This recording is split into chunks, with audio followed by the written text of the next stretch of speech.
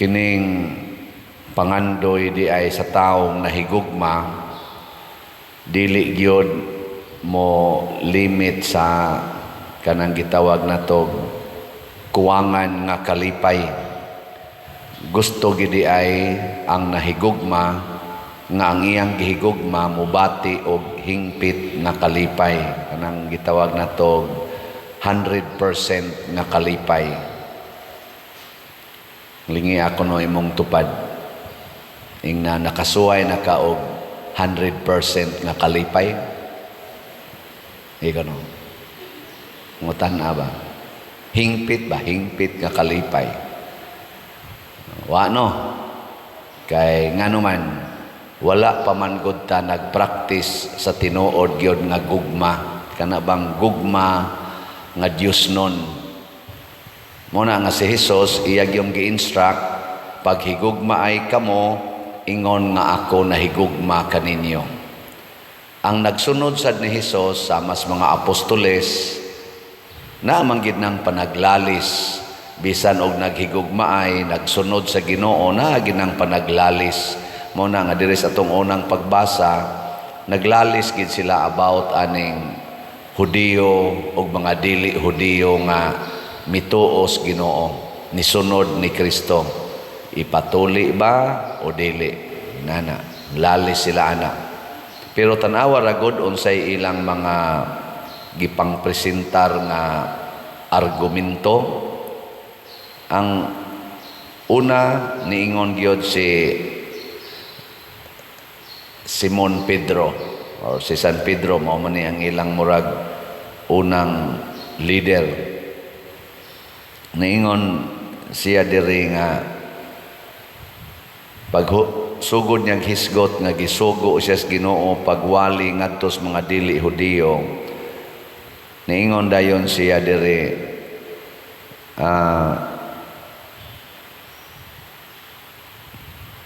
busa nganong palaguton man gayod ninyo ang Dios pinaagi sa pagpapasan sa mga magtutuo ug mga palasunon ngang atong mga katigulangan o kita mismo wala makahimo pagpasan.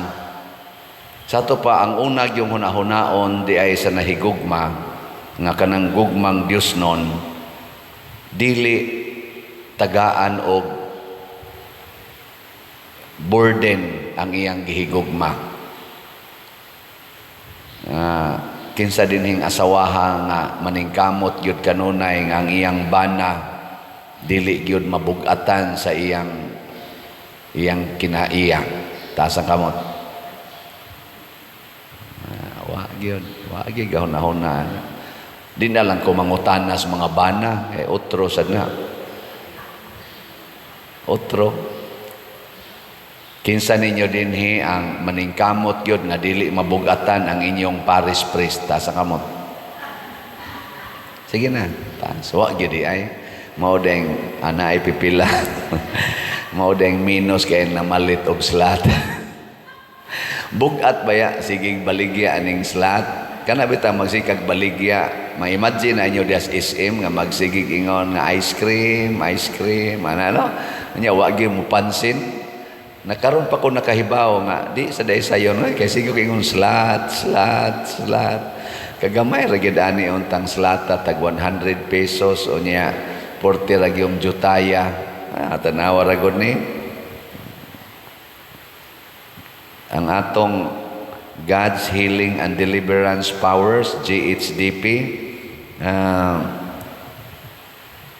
Ang atong halin 49,015 ka slots, napay 20,985. Kaning 20,985 tag 100 pesos kung ako gyud pahuna-hunaon pastilan ug mopalit lang yung tag sa kaslat ning ako mga subscribers. 100 pesos raman gini. Pila naman roy subscribers nato sa YouTube nato? Niabot ng mga 251,000. Og mamalit lang na og tag sa kaslat ba? Og atog yung hunahunaon. Gaan kayo. Gaan kay ning 20,985 ka slots, no?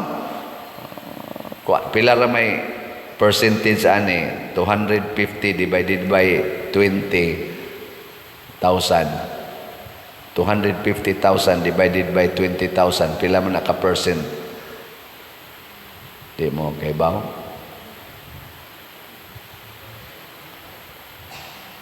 Adi di ay 20,000 divided by 250,000. Mo na ay pagkuha sa percentage. Paminaw na ko, murag naaragin ni sa mga pila man, mga 10 o 10%, mga inana, mga 10% ra. Ninduta, untag mo palit. Pero kay ang ato manggunggugma, kasagaran, human love. Ug unsa may human love, kinahanglan nga malipay ko. Ana gyud. Nya moingon ganita dili oy sagdilag magantos ka basta malipay imong bana, malipay imong asawa, malipay imong anak. Bahala nagmagantos ka sa ngiga gud kansin ako no. Kusog kay ta ana. Usa man ko dire. Naagusag ko'y kaugalingong pangandoy, naagusag ko'y katungod nga malipay. Kusog kay ta mo claim sa atong mga rights, kanang human rights, personal rights. To the point nga di na ta usahay maghuna-huna sa katungod sa uban nga malipay. Kitang tanan na tay katungod nga malipay. Hastang Ginoo na ay katungod nga malipay. Ang pangutana kinsa may muhatag nato sa atong katungod nga malipay ta. Kinsa may muhatag ana? Ha? Sige. Kung aritas pamaagis Ginoo, ang iyang gusto nga ihatag ang katungod sa imong isig katawo nga malipay siya, hatagi siya ng maong katungod, pasabot lipaya siya. Ikaw niya ang ako, Lord. Ingon din Ginoo, ako na'y mulipay nimo. So ayaw pangayog kalipay gikan anang tao o gikan anang imong isig katao. Hatagi lang siya iyang kalipay. Nya don't worry kay ang mulipay nato mauna ang Ginoo. Mauna nga sila si kanang San Pablo, Pedro, Santiago, sa dili na nato sila lisod-lisoron. Ato na lang silang tagaan sa pinakagaan nga sugo kanang malipay gid sila. Nya sila dayon ang mga apostoles malipay. Mo nang ingon si Jesus diri sa atong ebanghelyo, kung tumano ninyo ang akong mga sugo, magpabilin kamo sa akong gugma, ingon nga ako nagtuman sa mga sugo sa akong amahan ug nagpabilin sa iyang gugma. Kanabitang nakasuway na mo nga kanabitang kanunay kang higugmaon, nakasuway na mo ana kanang gikan gid sa buntag hangtod sunod buntag feel gid nimo gihigugma ka, kasuway na mo ana. Uy, ito bagoy. Kasagaran na to, nakasuway ana, pero wala patay buot. Kanabitang bata, 24/7 gid na nga higugmaon, labi na ng bagong na tao, 24/7 gid na nga higugmaon sa ginikanan. Kung saon la paghigugma, ala, kuguson, isayaw-sayaw, niya mo tig-ik lagamay, ala, atimanno na sad, 24/7 bisag kaadlawon mo hilak og gamay tuan na sad giatiman mo bangon gyud ang inahan mo bangon ang amahan nga naghigugmas bata kay atimanon gyud kun mangihi ana unsa pa diha ala hugasan gidayon limpyuhan gidayon kabantay mo ana uy nya ganahan mo mahimong gamayng bata ganahan mo lingay mong tupad na gusto pa ka nga kugos-kugoson na kano na ba na gusto ka nga kugos-kugoson nindot kay na kanang naay mo hapuhap nimo nya maghila ka naadayon mo am-am nimo kanindota paminahon Pero inighilak-hilak nimo kay nakasakab ingnon ka mirisi munay dapat nimong buanga ka matinumanon kay kas gusto ana na may kayong ihikog koy mo na naghikog na sa diha batanon na nasay naghikog in taon din sa atong parokya ngano man kanang maghikog wala na siya ni feel wala na siya ni bati nga siya gihigugma gibiyaan na siya tanan. Unya, nganong niabot mo sad siya anang desisyon nga maghikog tungod kay wa sad na siya nagtuman sa sugo sa Ginoo nga panghatag og gugma. Daw sad na siya sa paghigugma. Gasigi na siya paningkamot nga higugmaon siya. Unya kay na-feel naman niya nga wa na nahigugma niya may pagmaghikog. Pero nalimot siya kanang tao nga magdepresyon, kanang tao nga mabugatan, nalimot siya nga ang teknik di ay para mawa ang imong mga burdens in life, lighten the burdens of others.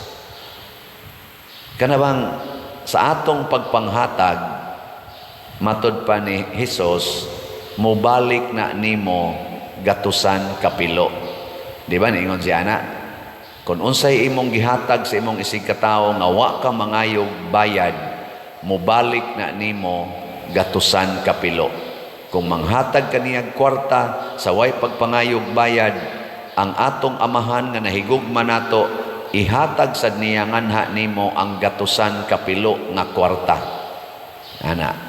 Kung manghatag kaniyag gugma sa way pagpangayog gugma, hatagan sa kas Ginoo og gatusan kapilo nga gugma. Mao nang niingon siya diri aron mahingpit ang inyong kalipay.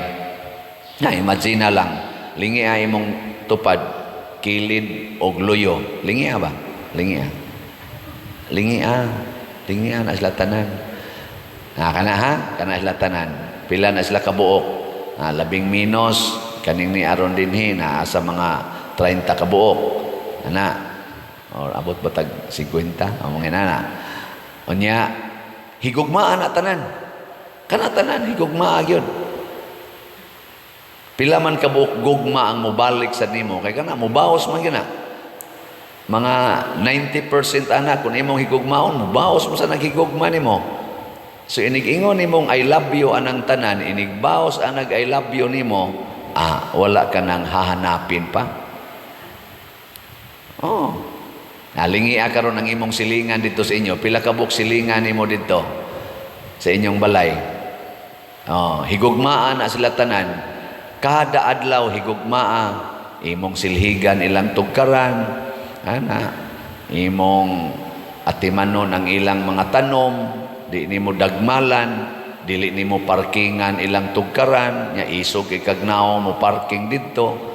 Inigbaos ana sila mga 5 baron na kabuok, 6 baron na kabuok imong silingan, inigbaos ang naghigugma kanang 6 man limpyo po na sa imong tugkaran. Lipay kay kana. Parehagos mga politicians. Nangita magina sila number kay kaning election number game man na siya. Ug magsige kag inisog sa mga tao, imo silang kasab-an, imo silang insultuhon, nya nidagan kag usa ka posisyon. Nagtuod ay kag butaran ka na nila. Dili oy, masyakog ka, nagilubong ka. Masyak ka oy. Ngano man, imo man sa silang gitagaan og inisog, imo man silang gitagaag insulto, di balikan sa kanila. Pero magpaubos ka, magsige kag ingon nga kon inyo kong mapilian, salamat kayo, ayaw taon kog kalimti. Kay kining ubos ninyong alagad, ang inana ka ba? Nakita na nila nga samtang wala pa'y eleksyon, mapaubsanon gyud ka, nag-alagad gyud ka, wa gyud kay mga insulto, bisag insultuhan ka, paubos ra gyud ka, na mubaw sad na sila nimo, tagaan sa kanila sa ilang pabor. Raman na, mo bitaw ako magpaubos ra gyud ko, kun maluoy mo, palitiin tawag slat, kung gusto mong malangit, paliti og slat. Di ko mag-inisog di mong palit, impirno ko, baligya ko, bantay lang gibon ako. Di ko anak, suko man mo hinoon. So, igo radyo ko mo ingon nga, kung gusto mong malangit, basig na amo dihay 100 pesos, unya inyo nang ipalit og slot, imbis unta nga, doon na tingali di malas nga moabot ninyo karong adlawa, basig sa inyong pagpalit og slot, wa lang madayon, ana. Pero di nyo ipalit, basig tingalig madayon, mga inana ba? Basig madayon ba? Tagaan tamog sample lang. Katong akong na dunggan nga Boy Scout nga katong nalunod bitaw nga Princess of the Star. Ana. Nihilak og maayo kuno ang usa ka Boy Scout leader kay dunay jamboree dinhi sa Cebu. Ikan siya dito sa Manila, na jamboree sa Cebu. Muapil gid siya na timingan magyong wa gyud kwarta ang iyang ginikanan. Wa gyud siya kakuyog sa iyang mga Boy Scout leaders. Sa ilang eskwelahan, siya maoy wa gikuyog, purti ginyang hilak. Ni aksyon pag isang pangluod, di na siya mo gawas kwarto mantinga ito, din ake mo tagad siyang ginikanan. Kay nganog yung di siya pakuyugon. Yawa mang gikwarta ang iyang ginikanan.